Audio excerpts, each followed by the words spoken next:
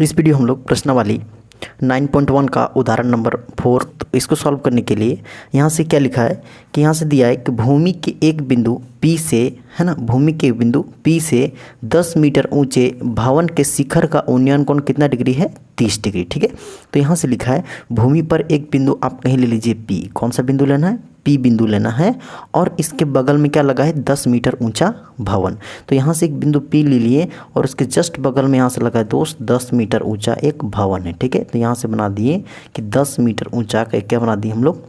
भवन। ठीक है, 10 मीटर ऊंचे भवन के शिखर का उन्नयन कोण कितना डिग्री है? 30 डिग्री। ठीक है, तो यहाँ से इसका जो उन्नयन कोण है दोस्त वो कितना डिग्री है? ये तो क्या हो गया इसका? भूमि यानी जमीन हो गया। ठीक है, तो जमीन पर क्या खड़ा है? एक ठो भवन जो कितना मीटर ऊंचा है? वो 10 मीटर ऊंचा है। ठीक है, और जो बिंदु P लिए हैं उससे कितना डिग्री एंगल बना रहा है दोस्त? उसका जो शिखर है उसके साथ एंगल बना रहा है 30 डिग्री। कितना डिग्री? 30 डिग्री बना रहा है।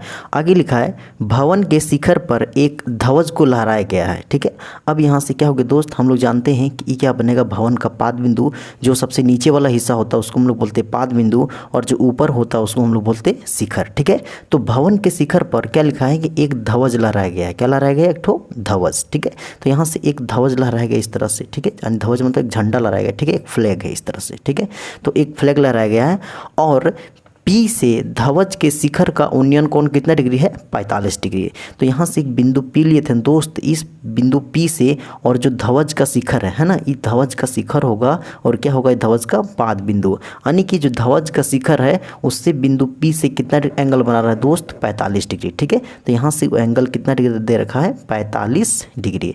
तो आगे यहाँ से क्या लिखा है कि 45 डिग्री है। ध्वज की लंबाई और बिंदु P से भवन की दूरी ज्ञात कीजिए, यानी कि हमको निकालना इस ध्वज की लंबाई। तो मान लेते हैं इस ध्वज की लंबाई हम लोग मान लेते हैं दोस्त h। ठीक है, तो यहाँ से इस ध्वज की लंबाई हम लोग मान लिए h। ठीक है, और आगे क्या लिखा है कि बिंदु P से भवन की दूरी ज्ञात कीजिए, यानी कि बिंदु P हो गया और भवन के जो भवन लगा था दोस्त उससे क्या निकालना है हमको? दूरी। तो मान लेते हैं इस दूरी को हम लोग x। ठीक है, तो यहाँ से इस क्वेश्चन को सॉल्व कैसे करेंगे? ठीक है, तो सबसे पहले आपको यदि फिगर समझ में आ गया तो आप बहुत ही इजी तरीके से इसके सॉल्यूशन को समझ जाएंगे, लेकिन यदि फिगर समझ में नहीं आया तो आपको यहाँ से जो क्वेश्चन है वो रटा तरह लगेगा। ठीक है, इसलिए आपको सबसे पहले यहाँ से इस फिगर को समझना है। ठीक है, तो यहाँ से दे रखा था एक बिंदु P है ना, एक बिंदु P है और उसके बगल में लगा था क्या? एक ठो भवन। ठीक है, जो कितना मीटर ऊंचा था?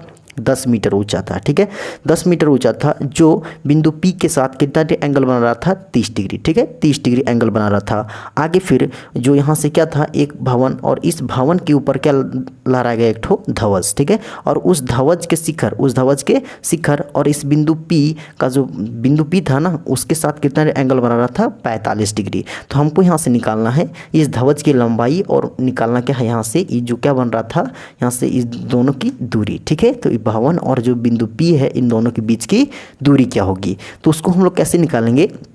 सबसे पहले हम लोग देखते हैं दोस्त, यहाँ दो ठो ट्रायंगल बन रहा है। ठीक है, एक तो देखिए आपको एक छोटा ट्रायंगल दिख रहा होगा, यहाँ से इसका नाम देते हैं हम लोग A, है ना, A, और इसको बोलते हैं B, और ये क्या बन जाएगा यहाँ से? C। ठीक है, तो यहाँ से दो ट्रायंगल बन रहा है। एक तो छोटा ट्रायंगल कौन सा? CBP। ठीक है, CBP, और एक ट्रायंगल बन रहा है, और दूसरा ट्रायंगल कौन सा है? ABP। ठीक है, तो टोटल दो ट्रायंगल है और दोनों ही ट्रायंगल से हम लोग क्या निकाल लेंगे यहाँ से? H और X का वैल्यू। ठीक है, तो सबसे पहले यहाँ से हम लिख लेते हैं कि माना, है ना, इसका सॉल्यूशन में हम लोग क्या लिखेंगे दोस्त? माना।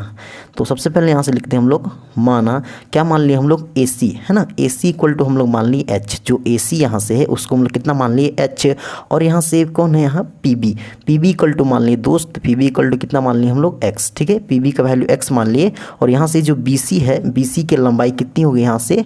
10 मीटर। कितनी हो गई? 10 मीटर। ठीक है, 10 मीटर पहले से दे रखी थी। और हमको यहाँ से क्या करना है कि सबसे पहले हमको निकालना है यहाँ से किसका वैल्यू? X और H का। तो X और H का वैल्यू आपको निकालने के लिए करना क्या पड़ेगा यहाँ से? उसके लिए आपको सबसे पहले यहाँ से छोटा वाला ट्रायंगल बन रहा है इसमें चलते हैं, उसके बाद एक बड़ा वाला ट्रायंगल बन रहा था ABP, उसमें चलेंगे। तो सबसे पहले यहाँ से लिखते हैं हम लोग समकोण त्रिभुज। कौन सा त्रिभुज? समकोण त्रिभुज। समकोण त्रिभुज CBP में कौन सा त्रिभुज? CBP पी में, ठीक है। तो समकोण त्रिभुज सी बी पी में हम लोग चलते हैं। तो यहाँ से हम लोग देखिए दोस्त, इस क्वेश्चन को सॉल्व करने में यानी इस क्वेश्चन क्या है, यहाँ से जितने भी क्वेश्चन है उसमें हम लोग त्रिकोणमिति का यूज करके निकालते हैं ना, ये तो आपको पता है ना। तो इसको हम लोग त्रिकोणमिति का यूज करेंगे, लेकिन यहाँ से हम साइन लगाएंगे, कॉस लगाएंगे या फिर टेन, ठीक है। तो वैसे हमको कैसे पता चलेगा, उसके लिए हमको पता है कि यहाँ से दे रखा है दोस्त, ये क्या बनेगा, इसका लंब है ना, यहाँ 30 डिग्री एंगल बनेगा, तो क्या बनेगा लंब, और ये क्या बनेगा आधार। और लंब और आधार में रिलेशन किस में होता है दोस्त, टेन में। तो यहाँ से लेके चलेंगे हम लोग टेन, कितना डिग्री, 30 डिग्री। तो टेन 30 का यदि वैल्यू निकाल देंगे तो क्या होगा कि टेन का जानते फॉर्मूला क्या होता है दोस्त, क्या होता है कि यहाँ से फॉर्मूला होता है लंब बटे आधार। तो इसका लंब कौन होगा दोस्त, BC है ना, जो छोटे वाले ट्रायंगल है इसका लंब कौन बनेगा यहाँ से BC, और आधार इसका बनेगा यहाँ से क्या बनेगा BP, ठीक है, या फिर PB लिख सकते हैं। इसका आधार कौन बनेगा यहाँ से PB। तो यहाँ से 1030 का वैल्यू बैठाएंगे, हम लोग जानते हैं कितना होता है 1/√3 इक्वल टू BC, और BC का जो वैल्यू है कितना दे रखा है यहाँ से 10 अपॉन PB, और PB का वैल्यू आपको पता है कितना है x, ठीक है। तो यहाँ से x का यदि वैल्यू निकालते हैं कितना आएगा दोस्त 10√3, ठीक है, कितना आगे 10√3, यानी कि जो यहाँ से बिंदु P और यहाँ से क्या है B के बीच की दूरी कितनी होगी दोस्त, यहाँ से इन दोनों की दूरी आ गई 10√3, ठीक है, 10√3 आप लिख सकते हैं, या फिर इसको आप सॉल्व करके लिख सकते हैं 17 पॉइंट कितना, कि यहाँ यदि आप √3 जो है ना इसका यदि आप वैल्यू बैठाते हैं तो इसका वैल्यू आएगा 17 पॉइंट कितना आ जाएगा यहाँ से 17.32, कितना आएगा 17.32 मीटर, ठीक है। तो इस तरह मेरा ये जो दूरी था वो निकल गया। अब हमको यहाँ से निकालना है ये जो h है ना दोस्त, इस h को कैसे निकालेंगे, उसके लिए क्या करना पड़ेगा कि अभी बताएं आपको, एक छोटा वाला ट्रायंगल में चलने, अब हम लोग किस में चलते हैं, बड़ा वाला ट्रायंगल, किस में ABP में, ठीक है। तो अब हम लोग लिखते हैं कि समकोण त्रिभुज, कौन से त्रिभुज, समकोण त्रिभुज, समकोण त्रिभुज ABP में, ठीक है। तो अब हम लोग समकोण त्रिभुज ABP में हम लोग चलते हैं।